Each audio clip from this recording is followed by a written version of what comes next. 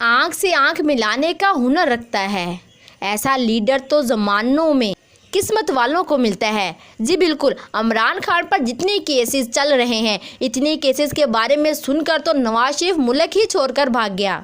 تو سوچو، اگر اتنے کیسز اس پر لگ جاتے اور اتنے کیسز کو اس کو پیشیاں بھگتنی پڑتی تو وہ کیا اس کا بنتا۔ اور نہ صرف عمران خان تمام کیسز کی پیشیاں بھگت رہا ہے، بلکہ بہت سے کیسز میں خود کو مکمل طور پر بے قصور بھی ثابت کر چکے ہیں۔ آج کی اس ویڈیو میں بات کروں گی، ایک طرف تو عمران خان کے ساتھ بہت سے لوگ دوبارہ مل رہے ہیں، یعنی عمران خان کی ٹیم ترقی کر رہی ہے، وہیں دوسری طرف عمران خان کے مخالفوں نے عمران خان پر کیسز کی بمبار شروع کر دی ہے، یعنی ایک کیس ختم ہوتا ہے تو دوسرا کیس تھوپ دیا جاتا ہے۔ اور بھی بہت سی ڈیولپمنٹس ہیں جو آپ کے ساتھ شیئر کروں گی۔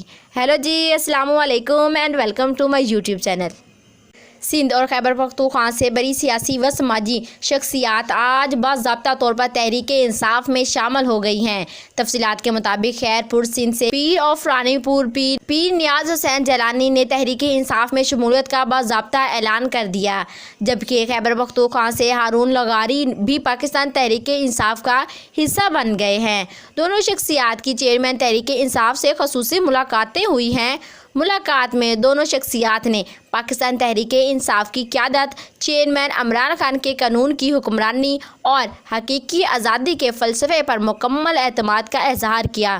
ملک میں انسانی حقوق کی بدترین خلاف ورزیوں اور جمہوری اقدار کے قاتل عام کی شدید مذمت اپنے ساتھیوں سمیت تحریک انصاف کے پیغام اور منشور کو عوام میں راسخ کرنے کے عزم کا اظہار کیا۔ اس موقع پر مرکزی سیکیورٹی اعلیٰ تحریک انصاف رؤوف حسن بھی موجود تھے، اور اس کے علاوہ پاکستان مسلم لیگ نون کے مرکزی رہنما اور وفاقی وزیر سردار ایاز صادق کا کہنا ہے کہ chairman Pakistan Tehreek Insaf P T I نے نیا آرمی چیف اپنی مرضی سے مقرر کرنے کی شرط لگا دی تھی، جسے ہم نے مسترد کر دیا تھا۔ سردار ایاز صادق کا کہنا تھا، پرویز خٹک کا یہ کہنا درست ہے کہ تحریک انصاف نے پچھلے ایک سال میں 4 مرتبہ سے زیادہ انتخابات کا موقع گنوا دیا، کیوں نہ کہ چیئرمین تحریک انصاف نے انتخابات کے بجائے نئے آرمی چیف میں زیادہ دلچسپی لے رہے تھے۔ اب سائفر والا معاملہ عمران خان سے کچھ حد تک ٹلا ہے تو اب انہوں نے عمران خان پر نئے الزامات لگانے شروع کر دیے ہیں، اور ان کا مزید کہنا ہے، انہوں نے کہا کہ پی ٹی آئی والے ہم سے بات کرتے تھے تو کہتے تھے پوچھ کر آتے ہیں، پی ٹی آئی والے پوچھنے کے لیے جاتے تھے تو پھر واپس نہیں آتے تھے۔ پشاور دھماکے پر آئی پی سی کے لیے میں نے اسد قیصر اور پرویز خٹک کو فون کیا، ان سے کہا کہ آئی پی سی میں آئیں اور دھماکے کی مذمت کریں، میں راستہ نکال کر دوں گا۔ ہم تحریک انصاف سے بات کرنا چاہتے تھے، وہ نہیں کرنا چاہتے تھے۔ ہم صاف شفاف الیکشن اور دہشت گردی کے خلاف مشترکہ کوشش پر متفقہ تھے۔ وہ آرمی چیف کی تقریر سے متعلق نام دینا چاہتے تھے جو ہمیں قبول نہیں تھا۔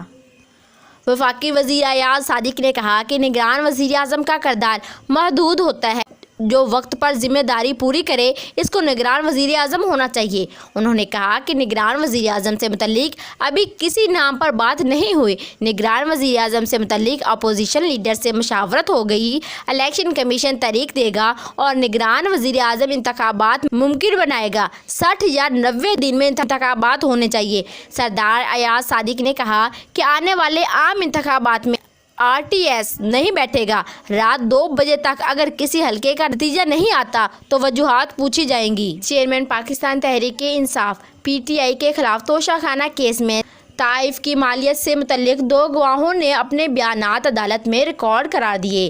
چیئرمین پی ٹی آئی نے سن 2019 میں 4 قیمتی تحفے توشہ خانہ سے لیے، 10 کروڑ کے تحفوں کی مالیت 2 کروڑ ظاہر کی، پھر مانا کے تحفے 5 کروڑ 80 لاکھ میں فروخت کیے، الیکشن کمیشن کے فارم بی میں اسی سال ڈکلیئر بھی نہیں کیے۔ تحقیقات کے مطابق 5 کروڑ 80 لاکھ کی ٹرانزیکشنز کاغذات سے ثابت نہیں ہوتی۔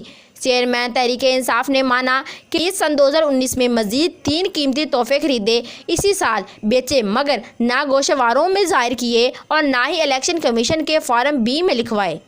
حقائق سے معلوم ہوا کہ چیئرمین پی ٹی آئی کا بیان جھوٹ پر مبنی تھا۔ چیئرمین پی ٹی آئی نے 21 سن 2020 میں 5 قیمتی تحائف لیے، فارم بی میں بطور قیمتی تحائف ظاہر کیے، لیکن تحائف کا نام لیا، نہ تفصیلات ظاہر کی۔ توشہ خانہ کیس میں دو گواہوں وقاص ملک اور مصدق انور نے جج ہمایوں دلاور کو بیانات ریکارڈ کروا دیے۔ عمران خان نہ آئے تو جج نے ان کے وکیل خواجہ حارث کو عمران خان کا نمائندہ مقرر کر کے گواہوں کے بیان قلم بند کیے۔ ذرا کل سے شروع ہوگی۔ امید کرتی ہوں کہ آپ کو یہ میری ویڈیو بہت ہی پسند آئے گی۔ اگر میری ویڈیو پسند آئے تو ویڈیو کو لائک اور شیئر ضرور کیجیے گا اور کمنٹ میں بتائیے گا کہ آپ کا فیوریٹ سیاستدان کون سا ہے، اور اس طرح کی مزید پاکستانی پولیٹکس سے لیٹسٹ نیوز حاصل کرنے کے لیے میرے چینل کو سبسکرائب کر دیں تاکہ میرے آنے والی ہر ویڈیو کو نوٹیفیکیشن آپ کو سب سے پہلے مل جائے۔ تھینکس۔